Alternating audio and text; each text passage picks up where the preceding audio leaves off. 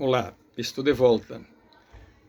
Antes de entrar no tema, eu vou fazer uma pequena correção da fala anterior. Quando falei do Estado, eu repeti duas vezes Poder Executivo. Na verdade, o Estado é composto pelo Poder Executivo, pelo Poder Judiciário e pelo Parlamento.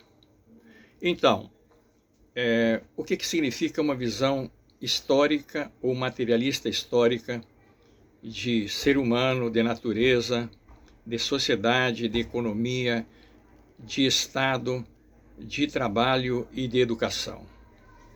A ideia de materialismo é muito mal interpretada às vezes, mas significa que todo o fenômeno, seja ele natural, tipo o vírus que nós estamos agora sofrendo tanto com o vírus da Covid-19, ou os fenômenos sociais e humanos, têm sempre determinações, isto é, forças, causas que os produzem.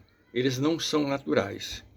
E, portanto, não existe nada de natural desde que o ser humano se reconhece como ser humano, seja por um processo evolutivo, seja para aqueles que acreditam pela perspectiva do criacionismo.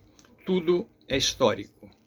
E, como eu disse, a própria emergência do vírus, todas as teorias que tentam entendê-lo, mostram que isto resulta da forma como nós, seres humanos, nos organizamos, produzindo milhões de pessoas vivendo em miséria, que tem que comer animais silvestres e que, portanto, muitas vezes há uma mutação e isso depois agride o ser humano, ou pela forma, inclusive, de depredar a natureza com aquecimento global, com venenos, água envenenada, etc, etc. Nós estamos aqui no Rio tomando água praticamente podre, né? Vimos todos os dias reclamando, e se a gente olha a água que é tratada, a gente teria dificuldade de bebê-la, mas a gente tem que bebê-la. Portanto, historicizar a realidade é mostrar o que subjaz atrás, o que a produz. E nesse sentido, não há uma natureza humana a priori. O ser humano se produz socialmente, ou seja, o dialeto que nós falamos, a história que nos constitui, ela tem que ser explicada, não é natural. E o ser humano, portanto, é produto da história. E ninguém nasce humano. Nós nos tornamos humanos ou desumanos. E também não existe uma sociedade natural. A sociedade capitalista, nós vimos, foi fruto de um longo processo de acumulação de grupos que acumularam capital primitivo e depois conseguiram ter propriedade para empregar na sua propriedade outrem e por aí fazerem crescer o seu patrimônio. Então também não há uma sociedade natural. E nesse sentido, também a sociedade não é soma do fator econômico, do fator político, do Estado, da religião e da educação, mas é uma relação entre essas coisas.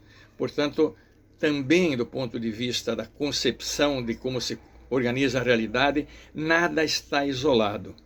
E por isso que a visão histórica nunca trabalha com soma. A soma é sempre maior que as partes, porque as partes se relacionam. E nós poderíamos pensar, né, por exemplo, o que determina que 13 milhões de brasileiros não tenham nenhuma escolaridade, estejam fora da escola, ou não tenham nenhuma escolaridade. Existem mil explicações, mas não existe uma única explicação. E, portanto, nós temos que pesquisar, analisar os diferentes aspectos que produz 13 milhões de analfabetos, 50 milhões de pessoas que passam fome, 20, 30 milhões que vão receber o auxílio agora para poder sobreviver, uma esmola praticamente numa sociedade que tem trilhões em depósitos para sustentar, digamos, a segurança do grande capital. E, portanto, este processo tem que ser explicado. Então, a sociedade não é uma soma de fatores.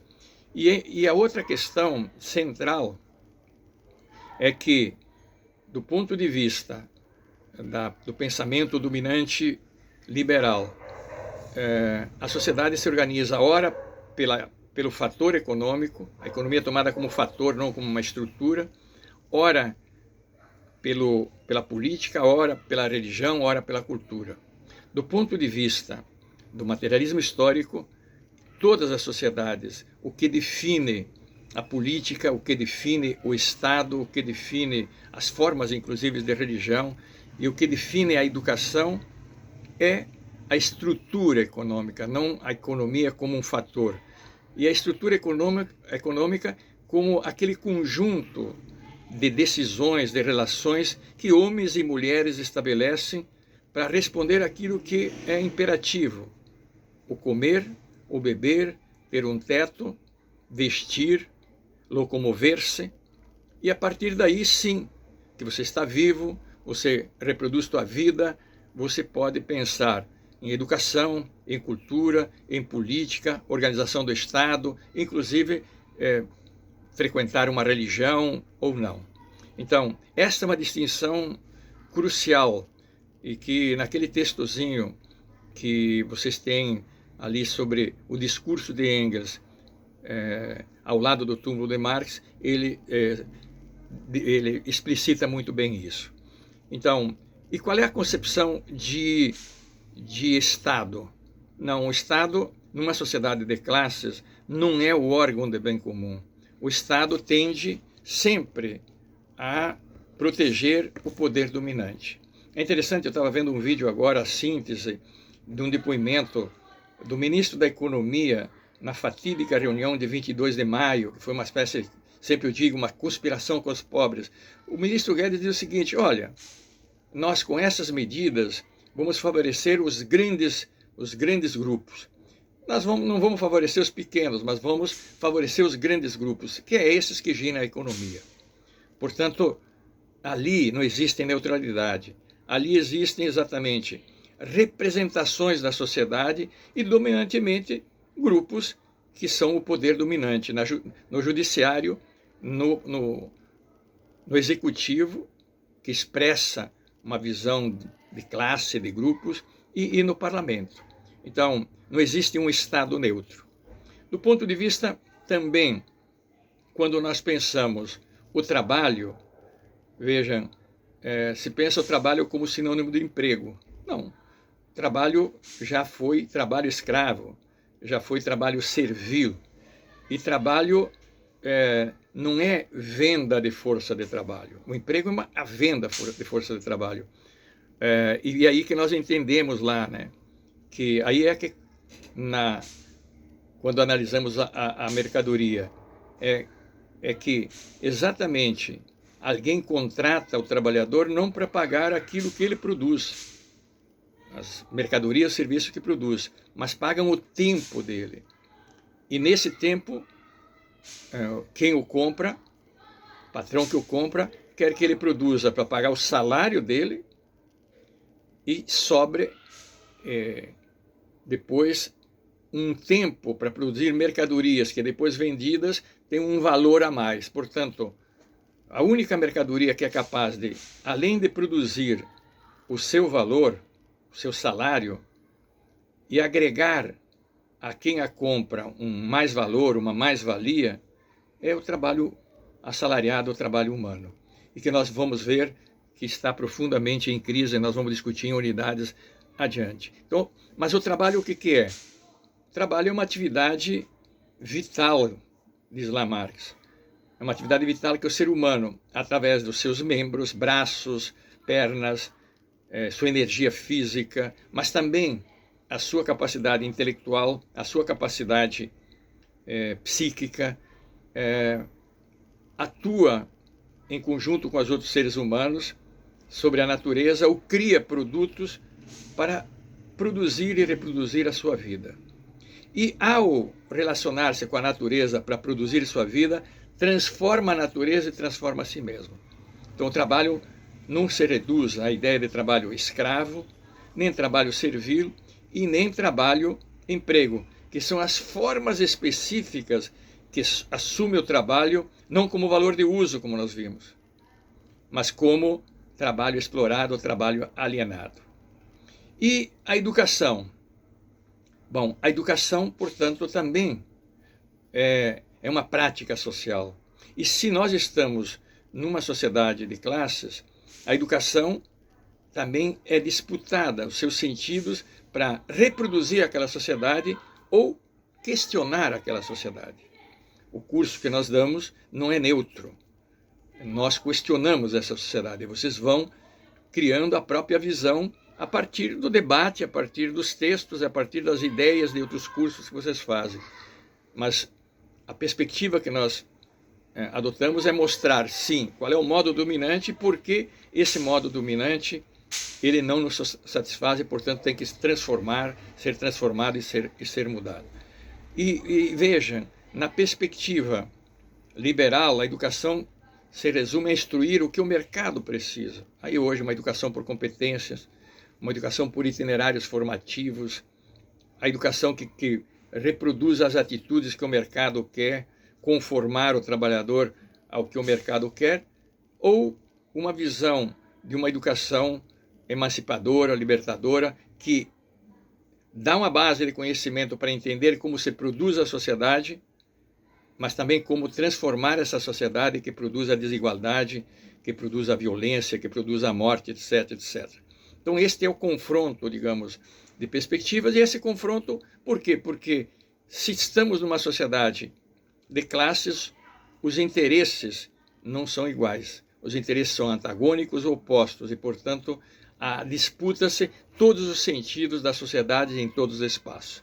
Eu vi hoje, espero que seja real, que o Edir Macedo, que foi a mídia suspeitando das vacinas, e está uma foto ele lá em Miami, porque é super rico, furando a fila, isto é, pegando um avião, indo a Miami, fazendo a vacina.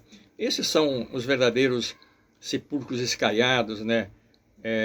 Os hipócritas que, por interesses, eles falam uma coisa para o seu rebanho, para o seu povo, e os manipula, os aliena, mas fazem totalmente o contrário. Então nós temos um conjunto de elementos, né, e para tentar desvelar o que está por trás. E vocês têm um vídeo que eu fiz lá, e está o link na matéria de hoje, ou desta semana, está o link de uma fala de 18 minutos sobre o Enem e a meritocracia. Eu acho que isso ajuda vocês a entender o que é naturalizar algo e não historicizar algo. Mostrar por que o Enem foi decidido, não quando os estudantes decidiram, mas foi decidido antes, em circunstâncias muito diversas, e porque por trás disso está a concepção da classe dominante brasileira de meritocracia. Tenham uma boa semana, cuidado, muito cuidado, que nós estamos no momento mais terrível e que nós podemos chegar, os estudos internacionais e nacionais, a 500 mil mortes. Se cuidem muito, mas muito mesmo, e vejam se também ajudam outros a se cuidarem. Uma boa semana.